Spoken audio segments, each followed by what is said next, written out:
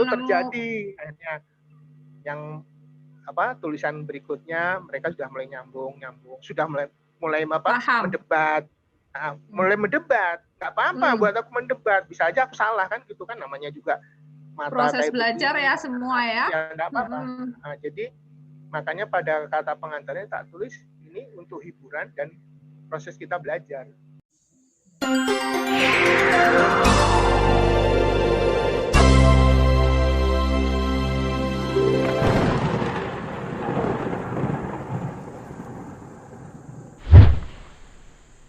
Makanya kalau nanti Pak Tengsu tahu, oh ini masih kurang, ya kita belajar. Semuanya belajar. Dan ini tidak ada tema khusus. Yang punyanya ini juga nggak terlalu cerita tentang dongeng negeri hijau kok. Ini kan murid-murid. Aku rada bingung juga tuh baca nih dongeng ini sama ini. Jadi ini lebih apa sih, ke penghijauan gitu ya, penanaman, pelestarian alam, tapi dibuat ya itu. Nah itu punya siapa? Jadinya tantangan-tantangan ini lebih ke alam ya. Kampung Pentigrafnya Pak Tengsu. Iya. Tapi menurutku ya sebagai orang awam di luar kelompok mereka gitu, Mbak Neni bareng baca gitu, menurutku nggak kayak cerita biasa aja. Wow-nya itu mana gitu loh.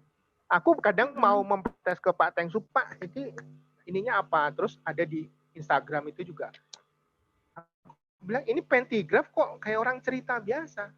Padahal menurut sini nggak bisa, harus menjadi sesuatu yang baru, karya berbeda, baru. Iya, dari proses pembuatan buku kita yang pesan bersayap pertama itu kemarin, kemudian yang kedua ini sekarang si Gondrong ini anggap aja kita ini proses pembelajaran untuk menjadi pentigrafis yang sebenarnya.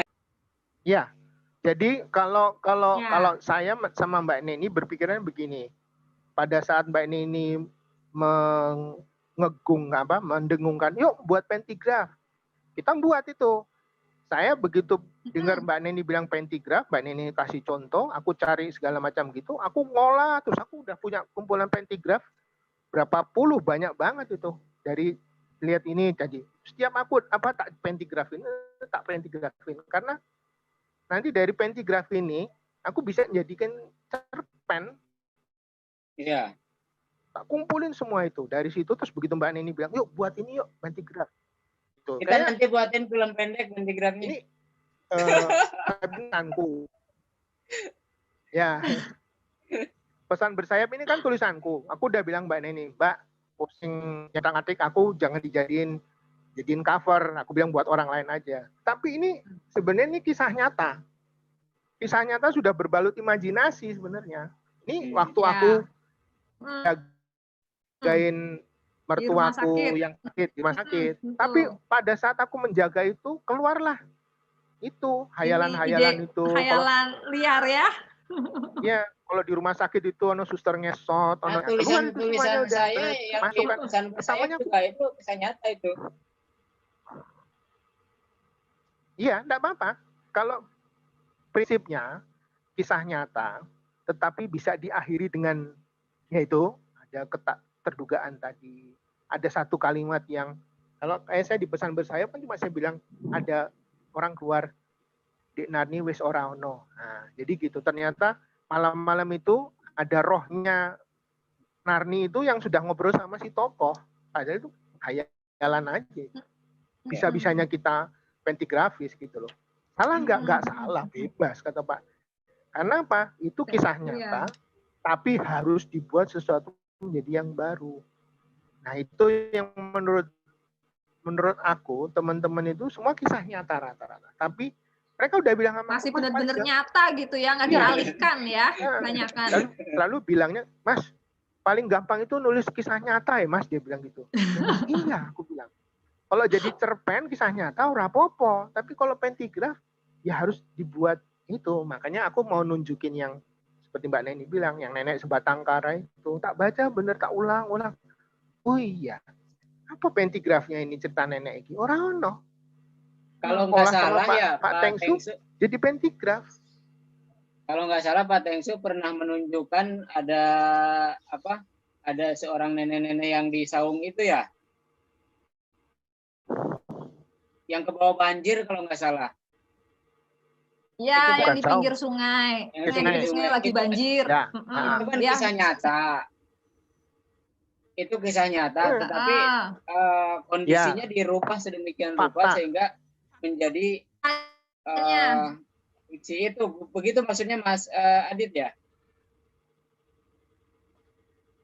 Iya, jadi yang pertama, cerita pertama itu nyata. Nyata itu maksudnya bahwa seperti itulah adanya.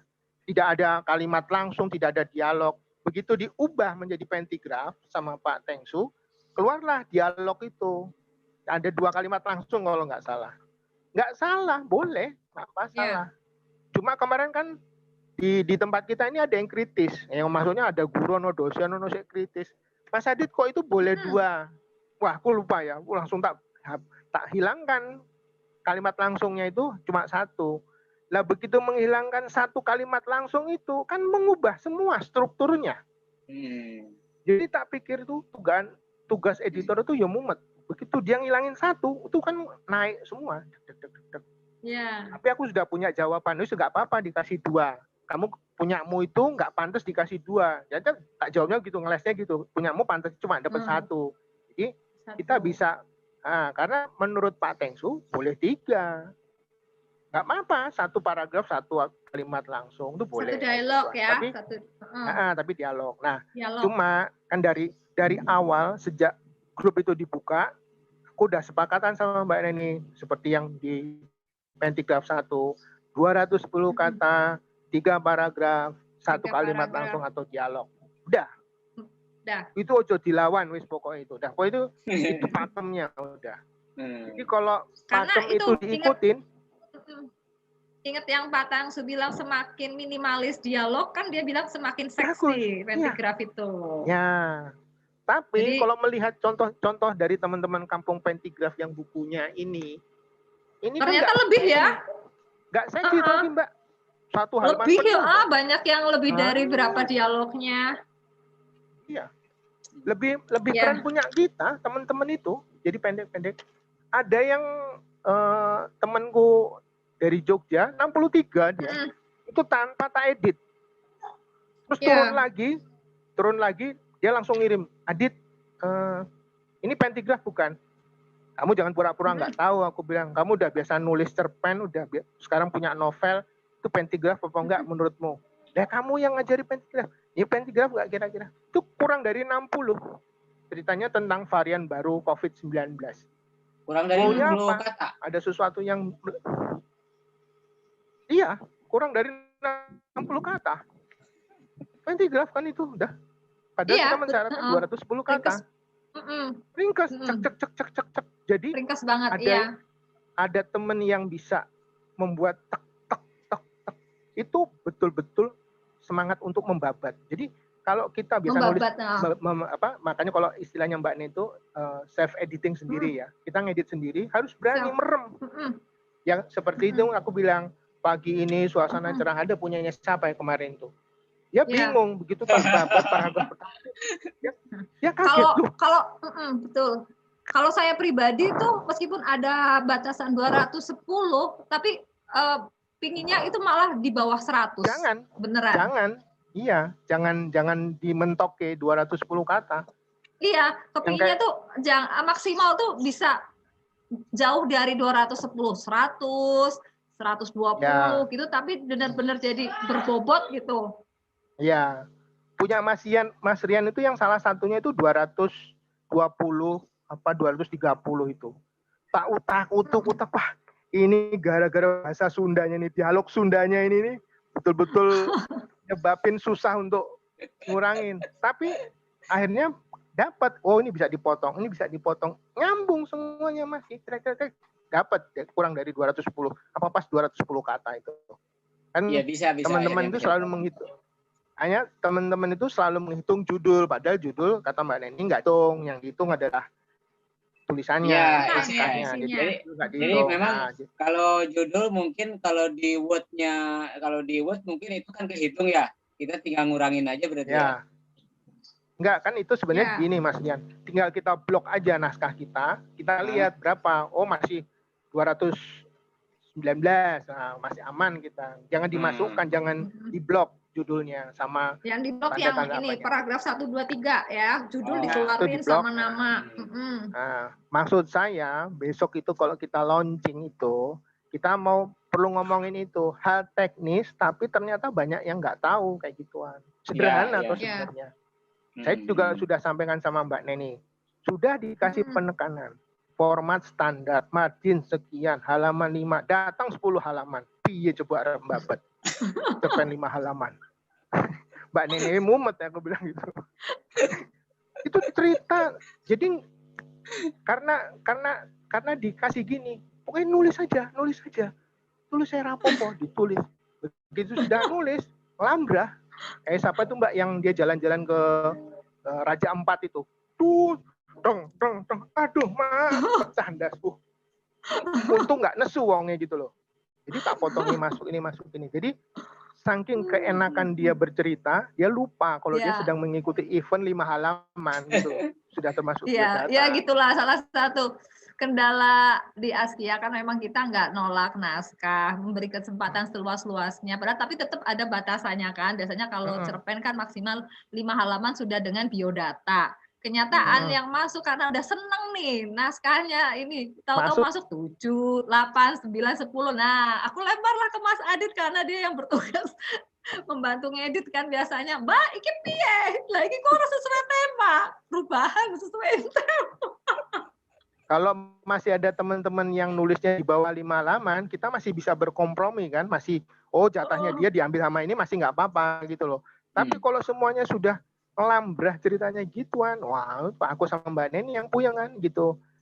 Ini mereka sudah bersusah payah nulis kok dipotong, tapi yang aku sampaikan bukan dipotong. Lah Mas Rian juga kalau mau tahu, aku cerita sama Mbak Neni, anak sarjana pertanian nulis kuwi opo karepe bojo kuwe ngantek ini apa ya tulisannya ini, tapi kita ngerti dia maksudnya apa. 4 hari 4 malam aku baca, tak ulang-ulang, aku bilang Mbak wis aku dapat ceritanya gini. Dia protes ke Mbak Neni. Kok nggak sama seperti cerita yang saya maui? Lah salahmu dewe, kenapa kamu nggak protes waktu dipulangin gitu kan? Harusnya kan waktu Mbak Neni ngasih dia juga buru-buru.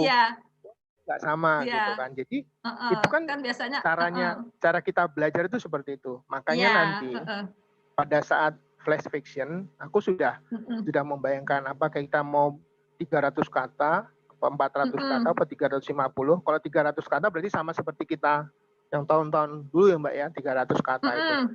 300 kata itu cuma 1 halaman A4, ketambahan sedikit berapa baris. Biodata. Ya, nanti teknisnya dari awal tak kasih tahu. Nanti kamu harus pakai formatnya gini, tak siapin. Bener kayak cah cilik, tak siapin. Pembatas-pembatas ya. Batasnya itu, jadi biodata harus sekian. Nah, kayak ini. Tapi ada yang masih menceritakan pendidikannya, tak ambil aja pendidikan terakhirnya yang paling tinggi apa. Terus yang paling kita kejar kayak Mbak Neni bilang, apa hubungannya dengan literasi? Kalau coba cuma cerita, aku ngajar di sini ini, tapi nggak punya antologinya udah berapa gitu, kan mending kayak Bunda Neneng itu, spesialis horor toh. Iya toh, ceritanya horor kabeh. Kalau yang saya tulis gimana? Mas Adit coba dibuka di Pentigraph biodata Pancuran Alinea. Rapopo, enggak apa-apa. Masih saya kan enggak komentar toh. Prinsip saya kalau ada yang tak japri itu berarti ada yang plus minusnya lah gitu. Ada kurang lebihnya aja. Minta izin untuk ada yang harus disepakatin. Ya, jadi saya nggak mau motong gitu. Nah, biarin aja kalau mereka mau di penulisan yang lain, mau ditampilkan monggo. Tapi kan kayak Mbak Neni ngajarin ke saya, ya apa yang hubungannya sama literasi aja. Nggak usah ceritain yang jadi profesor kayak jadi apa, nggak usah. Kan ada yang orang tetap menyembunyikan jati dirinya. Kayak Mbak Yupi itu, kan aku nggak ngerti. Patahnya sopong, jebulane estelu, Arab estelu kan gitu. Ternyata ininya banyak. Terus siapa? Mbak Eli ya. Mbak Eliana itu Mbak Penas toh. Nyantai weh. Ternyata dokter ya. Iya. Ya, itu kalau yang punya misalnya nih yang punya saya nih yang atas nama Pancuran Alinea sempat 2 kali diminta Mbak Neni dan 2 kali diminta Mbak Wida deh kalau nggak salah waktu itu. Iya 2 kali juga Mbak Wida karena apa itu tidak Karena agak Biodata nyeleneh. ya? Coba biodata dilihat dulu deh, seperti apa sebenarnya gitu. Karena saya melihatnya gini, ini pentigraf loh, ini cerita dan fiksi dan betul-betul ini menjadi hiburan. Makanya saya juga bikin itu juga Biodata. sekenanya aja. Biodatanya bagus tapi nyeleneh. Kalau menurut saya nyeleneh. yang di sini yang di sayap, pesan bersayap.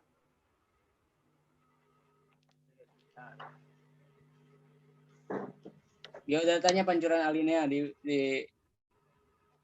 Nih kalau di laptop saya ini cuma wartawan imajiner yang pernah mewawancari Tokopedia 2 Iya itu. Nyeleneh itu.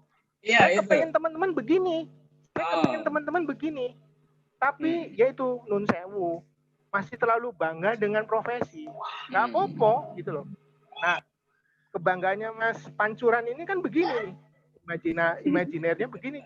Nah, sebenarnya pentigraf kayak gini munculnya. Kalau sama seperti punyanya Pak Tengsu podo wae menurut saya gitu loh. Kan sama. Ini gitu. Kalau ini kan nyeleneh. Jadi sekian 43 pentigrafis ini nyeleneh biodatanya. Buat saya salah nggak? Enggak. Justru harus ditiru. Of the box. Of the box. box. Ini memilih kita memilih si Gondrong sebagai cover itu. Mbak Neni kan pertamanya juga iya karena tahu Askia nggak pernah begitu. Rapopo Mbak. Ternyata ada yang komen. Itu apa sih? Ya beli, aku bilang. Pesen biar tahu. Gitu. Nah, makanya menuai kontroversi si Gondrong ya. Jadi menurut saya Mas Rian memang harus menyediakan Zoom-nya untuk nanti di launching kita. Kalau kita buku sudah terima semua, kita adakan teman-teman yang di grup ini ya, terus pegang bukunya masing-masing, kemukakan apa kerepotan mereka waktu menulis, sekalian kita mengumumkan siapa yang menang. Biarin aja sekarang bingung, aduh aku pengen waktu aku nawarin itu, wah sudah pada gemes mendapat semua toh. Dapat tapi hanya begini, ternyata ini tipis gini 100.000. Lain punya kita tebel segini, tebel gini masih di bawah 100, kecuali kalau dijual ke konsumen ya. Maksud saya, kita masih tetap lebih murah. Waktu itu ini masih 75 ya jual. Tebel banget padahal. 100 sih Mbak. Iya. Ini di Shopee 100 ini. 100 katanya. Ada yang nyari. Tapi memang ini udah, kata Mbak Atas, udah nggak dicetak lagi. Iya. Mbak ini kalau mau ngiting-ngiting Pak Tensu, suruh nyerbitin di ASCII aja. Ini laku ini dicetak ulang. Kita dapat E2 ini 100 karena langsung beli ke Pak Tengsunya. Oh ya. Kalau sudah di Shopee memang udah harganya udah harga. Waktu lalu aku pas dapat linknya beliau, jadi langsung japri. Yang terus aku suruh teman-teman pada beli kan, murah ini langsung ke Pak Tengsu, WA beliau aja. Oh gitu. Ini Mbak Ani Dharma kan udah punya juga. Jadi dia begitu nulis, dia bilang, Mbak, ayo Mbak cepet Mbak. Ya Mas, aku spesialis mepet-mepet. Nah itu yang sebenarnya aku hindari, mepet-mepet itu, karena kebiasaan kalau kita di cerpen yang lain kan gitu, mepet baru kirim. Wah, yang beling satan kan yang moco toh gitu. Nah, maksud saya ini ada proses untuk kamu datengin naskah satu, kita baca, didiskusikan, cocok apa enggak cocok, dirubah lagi sampai kue cocok. Enggak apa-apa, makanya prosesnya lama. Ada yang bilang seperti ini event Askia yang paling lama yang saya ikutin. Tapi seneng nggak? Seneng banget. Nah, jawabannya pada gitu. Seneng nggak? Seneng, bilang. Malah aku perhatiin juga grup paling rame itu. Grup buku paling rame ya, Pentigraf. Pentigraf, iya. Terus paling rame. Terus malah bilang sama aku, Mas jangan dibubarin ya grupnya. Oh ya, siap. Karena kita langsung aku bisik sama punya penerbit. Saya ngusul, jangan dibubarin. Pentigraf 3 nih aku bilang. Bentar. Ini lobet nih, bentar. Jadi sesenang itulah, seseru itulah Pentigraf yang jilid 2 ini yang terjadi gitu. Terus ternyata kan banyak yang udah ikut, aku lupa kan Mbak, yang ikut di Pentigraf 1. kayak Mbak Satu. Rati itu ya kan, Mbak Rati Iya. kan udah ikut, dia bilang Mas aku udah ikut. Terus tak lihat, oh ya ada, tapi dia masih Ada. ora pede, padahal udah yang teman-teman nama yang udah ikut gitu. Nah kayak Mbak Ani itu datang mepet, udah begitu aku bilang 30 mau tutup, langsung dia kirim 4. Tapi aku baca 4, begitu dia bilang aku Duduk udah punya Pentigraf buku. kabeh. Enggak, begitu 4 dia masuk, dia bilang aku udah punya bukunya Pak Tengsu. Wis dadi Mbak, mengejutkan semua. Oke. Tapi mengejutkan, ada keterpukauan dari aku yang membaca. Aku kan kuncinya cuma di aku. Gitu aku baca, oh iya. Terus dia nanya, Mas Adi, udah pentigraf 2 pentigraf, 3 paragraf, 210 kata kurang. Kejut nggak? Terkejut aku. Cuma nun sewu, kemas dikit ya. Nah, dia persetujuan dia mau dikemas. Oh ya udah jadi. Oh kok jadinya lebih ini? Kan gitu. Nggak apa-apa. Tapi yang paling penting adalah mepet waktunya, tapi pentigraf. Endingnya ada. Mas Rian, aduh aku sibuk ini. Tapi hidup ada endingnya. Itu aja yang paling penting buat aku. Atasnya itu kita bisa main-mainin kok. Aku sampai ngajarin sama mereka. Udah gini aja. Cari hasilnya dulu, baru nulisnya mundur. Itu sering tak lakuin, aku nulis gitu. Jadi aku udah tahu ending cerita itu ini, terus baru mundur. Udah istilahnya apa, kalau orang sastra Indonesia itu ada cerita itu, udah hasilnya baru kita mundur, buatnya satu step by step naik ke atas. Itu enak banget. Iya. Ya lebih mudah juga. Ya, ada juga tuh. Ya. Betul.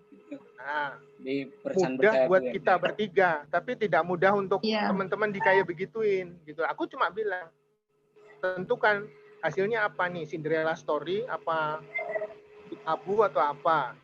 Kalau Cinderella story, nah gampang naiknya. Tapi kalau misalnya orang ini harusnya yang dibunuh si A, tapi kok tiba-tiba si B yang dibunuh, nah kan harus menghayal ceritanya seperti itu.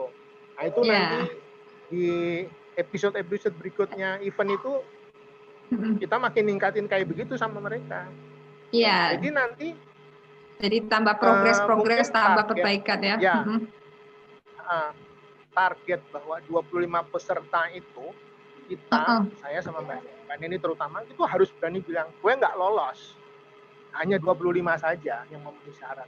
Itu ben rebutan, biar mereka menulisnya beneran.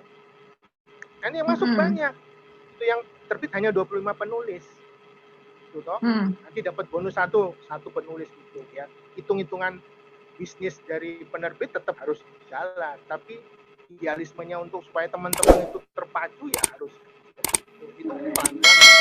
Karena kan tak lihat